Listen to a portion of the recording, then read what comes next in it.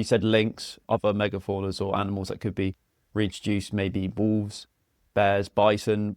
So how viable do you think it is to reintroduce animals like that, and what other animals could we potentially reintroduce into the UK? Yeah, we have a whole suite of potentials because quite a lot has been lost from the UK. So reindeer, moose, bison, wild horse, Irish elk, bears. And in terms of what would be best to go for next, I mean, we've had success with beavers as our first mammal reintroduction. Beavers are special because they're ecosystem engineers. They kind of have a net positive effect on biodiversity where they're found. I think, despite recent stories, moose are quite a hard sell because they are dangerous. They're not like we always, think of herbivores as, they eat plants. They're not an issue, but the herbivores are the ones that are going to trample you, gore you, knock you down, collide with your car, really make you have a bad day.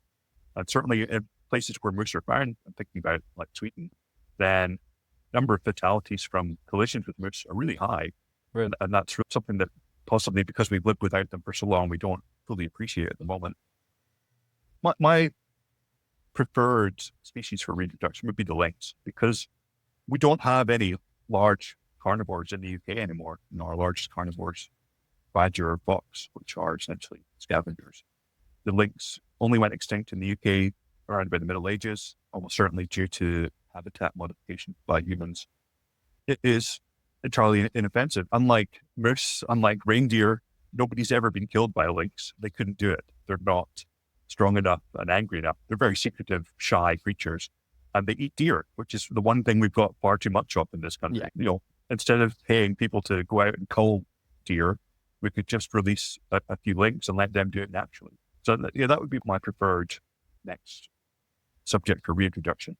And it's been done. So we have lots of good data for how to do a successful lynx reintroduction. They've been introduced to parts of Switzerland, parts of the Balkans as well. And it doesn't take a huge number of individuals to do it successfully. The real question, and the one that I think has been on a lot of people's minds since the discovery of those lynx outside earlier this year, is the idea of getting the local populations on side. So if we were to reintroduce lynx to parts of the Highlands and Northumberland, we'd have to be certain that the local people supported it. And in particular, we'd have to have schemes in place to protect the lynx and the livelihoods of the people that already live there. Yeah. We know that lynx do take the occasional domestic animal like sheep or goats and things like that. But there are kind of well understood schemes where we can minimize that and where, their compensation can be paid to people who are affected. Parts of Scandinavia have similar farming systems to the UK, and they live quite happily with lynx and bear and wolf for the most part, because the people accept that they're part of the natural environment. There are schemes in place to make sure that people are compensated if it affects how they live their lives.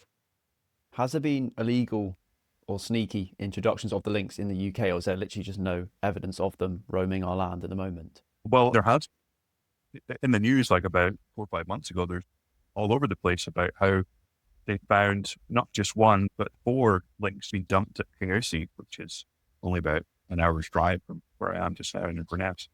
And yeah, there's still a lot of questions to be answered about what was going on there. I did get a lot of messages from friends asking what I knew about it, being guilty by association, being interested in reintroduction and living quite close to where it happened. But, hands up, it was nothing to do with me. I don't have any answers. But lynx aren't the kind of thing that you could just pick up in the corner shop. Yeah. They're at the Kincraig Wildlife Park now, where they're hopefully going to stay for the rest of their lives. But I think there's questions to be asked of where they come from. How did they get into the UK? That takes serious money. It's not something you can do on a whim. I think it'd be good to know where the buck stopped. Where did the money come from? Where was the organizing? And yeah, it's a shame that it was done that way, because I think it's kind of reintroduced the question, but in a bad way. It made people kind of suspicious and wary of things just because of the kind of publicity that it received and the unethical way it was done. Yeah, well, it must have been strategic, and it makes you think, surely it came from a zoo or an organization like that, or a charity maybe. It's really interesting. There are so many questions. I mean, the animals themselves seem to be quite habituated to humans, which is a bad sign from the start. That's Yeah. the one thing you don't want your reintroduced animals to have, is a lack of fear to humans. There are places you could quite easily pick up a lynx, but they're all quite far away. I hope they're doing some kind of genetic test to figure out where these animals have been prior to turning up in community. That could help narrow the scope a little bit. My best guess, if I had to put money on where these animals came from, I would say somewhere in Russia. Probably pick one up for very little money. Yeah, people keep them as pets occasionally out there. The difficult part is getting it from Eurasia to the UK undetected. It's not the kind of thing you can just take on your EasyJet as a support animal. That must be quite expensive after that was done. What about wolves and bears? Have there been any reintroductions of those in the UK before? Not that I know of, but certainly as long as I've been alive, there's been discussions of reintroducing wolves. We only went extinct a few hundred years ago.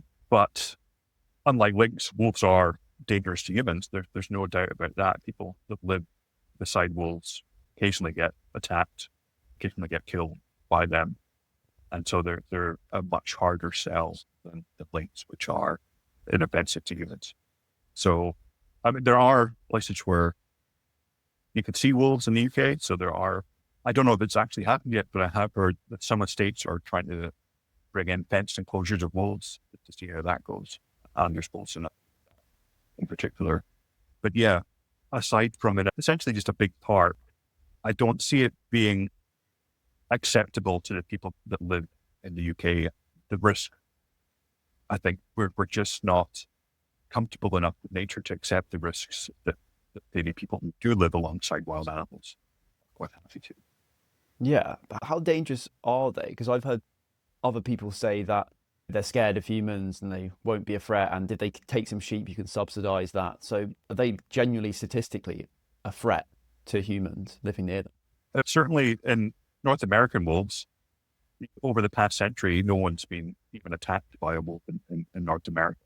But other parts where wolves are found, South Asia, parts of East Asia as well, that they are more dangerous. So the Middle East as well, Iran, wolves there do have killed children. But then at the same time, we have to remember that we have dogs in this country, and dogs kill an awful lot of people just by being the numbers that they are and being around people all the time. I think humans as a whole are very bad at judging risk and deciding what is an acceptable risk.